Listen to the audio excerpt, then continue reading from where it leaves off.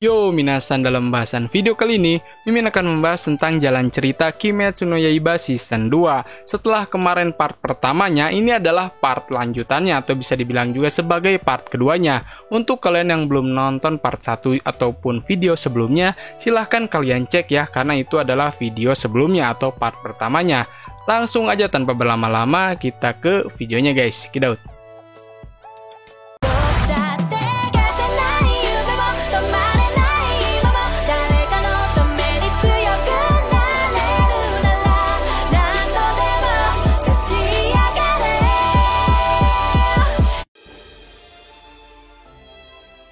Chapter 72.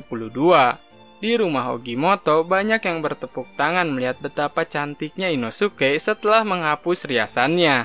Mereka sangat termotivasi nih untuk mengubahnya menjadi oiran paling populer di distrik itu. Di rumah Kyogoku, Zenitsu sedang melakukan pertunjukan setelah ditinggalkan oleh Uzui Tengen. Di rumah Tokito, Tanjiro membantu melakukan pekerjaan rumah tangga. Tanjiro diminta untuk membawa barang-barang oiran ke kamarnya. Nah, di sana ada seorang gadis yang bernama Koinatsu. Koinatsu memberitahu gadis-gadis untuk tidak bergosip dan berterima kasih kepada Tanjiro karena sudah membawakan barang-barangnya. Tanjiro menanyakan tentang Suma yang tidak lain adalah istri dari Uzui Tengen. Awalnya Koinatsu tidak percaya kalau Suma akan melarikan diri, tetapi setelah melihat catatannya, dirinya telah berencana untuk melarikan diri. Di sisi yang lain, Uzui Tengen menyembunyikan kehadirannya dan mengamati aktivitas masyarakat dari atap rumah.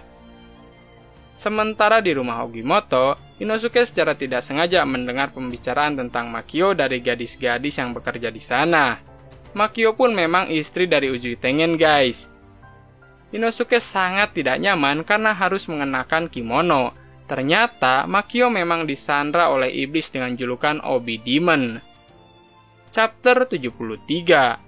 Makio sedang menyusun rencana untuk lari dari Obi Demon, namun iblis itu merasakan kehadiran seseorang dan memutuskan untuk melarikan diri. Inosuke berusaha mengejar dan bergegas menyusuri lorong tersebut, namun dirinya sangat kesulitan ya karena banyak orang yang menghalangi. Zenitsu mulai mencari Hinatsuru, namun sangat kesulitan mengumpulkan informasi tentang keberadaannya, karena para staf di sana memang sudah berduka ya, ataupun sedang berduka atas kematian manajernya. Zenitsu menggunakan indera pendengaran untuk mengamati apa yang sedang terjadi di sekitarnya. Seketika, Zenitsu terkejut dengan aura iblis yang ada di belakangnya. Menurutnya, gadis itu adalah iblis yang sedang dicari-cari selama ini oleh pembasmi iblis, dan menyamar sebagai seseorang yang bernama Warabihime.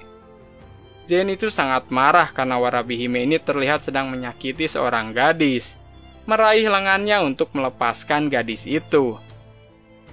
Chapter 74. 2 hari sebelum pembasmi iblis tiba di distrik hiburan, seseorang bernama Omitsu menjelaskan kepada Warabihime.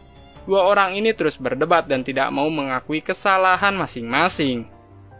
Saat itu, Warabihime ini berubah penampilannya ya sebagai daki dan menghabisinya seketika. Muzan sudah menunggu dan dengan rendah hati menyapanya, berkomentar tentang penampilannya kalau dirinya sudah memakan banyak manusia. Muzan mengucapkan selamat dan memperingatkannya untuk tidak bertindak gegabah. Daki menerima informasi tentang kedatangan pembasmi iblis. Oke, itu sedikit flashbacknya ya dari beberapa halaman. Zenitsu dibanting ke dinding dan membuatnya tidak sadarkan diri. Saat Warabihime meninggalkan ruangan, dirinya memiliki keraguan tentang Zenitsu dan menyadari kalau dia bukanlah manusia biasa. Chapter ini berakhir dengan Tanjiro yang menatap malam dengan gelisah. Chapter 75. Di tempat lain, atau lebih tepatnya di rooftop, Inosuke menjelaskan iblis yang dilihatnya kepada Tanjiro ataupun Uzui Tengen.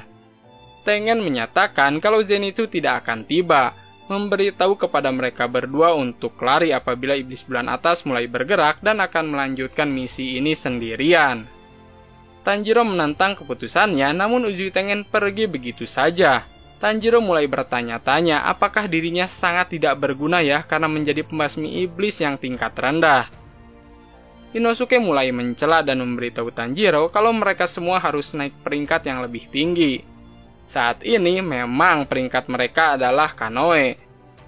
Setelah seleksi akhir membasmi iblis, tangan mereka ditandai dengan ukiran bunga wisteria. Tanjiro ingin menyelesaikan penyelidikan di rumah Tokito sebelum dia pergi. Inosuke langsung mencubit Tanjiro dan menyuruhnya untuk mengikutinya. Tanjiro memberitahu Inosuke kalau istri Tengen dan Zenitsu mungkin saja masih hidup. Si babi ngepet ini langsung menyetujui rencananya guys. Kembali ke rumah Tokito, Koinatsu telah menyelesaikan persiapannya dan dikunjungi oleh Tanjiro. Tanjiro menjelaskan kepada Koinatsu kalau dia sebenarnya adalah seorang laki-laki. Koinatsu tidak terkejut dengan hal itu karena selama ini dirinya sudah menyadarinya. Mereka saling mendoakan dan mengucapkan selamat tinggal. Sebelum Tanjiro meninggalkan ruangan, di saat itulah Daki tepat berdiri di belakang Koinatsu guys. Chapter kali ini diakhiri dengan Tanjiro yang mencium kedatangan iblis bulan atas. Chapter 76. Di rumah Ogimoto, Inosuke terlihat mengeluh sambil menunggu kedatangan Tanjiro dan memutuskan untuk memulai misi sendirian.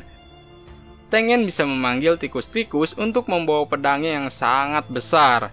Ternyata tikus ini adalah pelayan Tengen yang sudah dilatih khusus untuk menjalankan sebuah misi. Saat Inosuke memakai topeng babi hutannya, banyak orang yang ketakutan dan lari ya, karena memang serem lah, gila lu. Ada topeng babi berlarian di kota ya pada kabur gitu kan. Emang ini adalah salah satu scene yang paling kocak kalau menurut Mimin.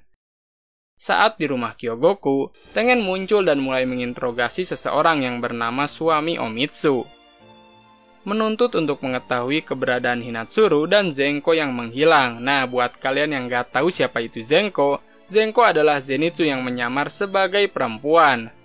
Suami Omitsu memberitahu Tengen kalau Warabi Hime lah yang menyebabkan semua masalah di rumahnya. Pria itu ditinggalkan sendirian dan memegang istrinya yang sudah meninggal. Tengen segera pergi untuk mencari Hinatsuru dan bersumpah untuk mengalahkan iblis itu dengan tangannya sendiri. Di tempat lain, Tanjiro menemukan Daki di dalam kamar Koinatsu. Menurut Daki, hanya Hashira yang mencukupi kebutuhan dan nutrisinya. Tanjiro menyadari kalau selendangnya memiliki kekuatan khusus yang dapat menelan orang lain.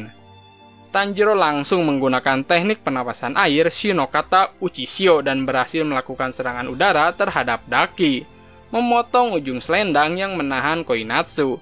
Chapter kali ini diakhiri dengan Daki yang menyatakan bahwa Tanjiro membuatnya sakit dan membandingkannya dengan tikus yang sekarat. Bersiap-siaplah kau akan dihabisi olehku. Dan itu kata si Daki ya, bukan si Tanjiro.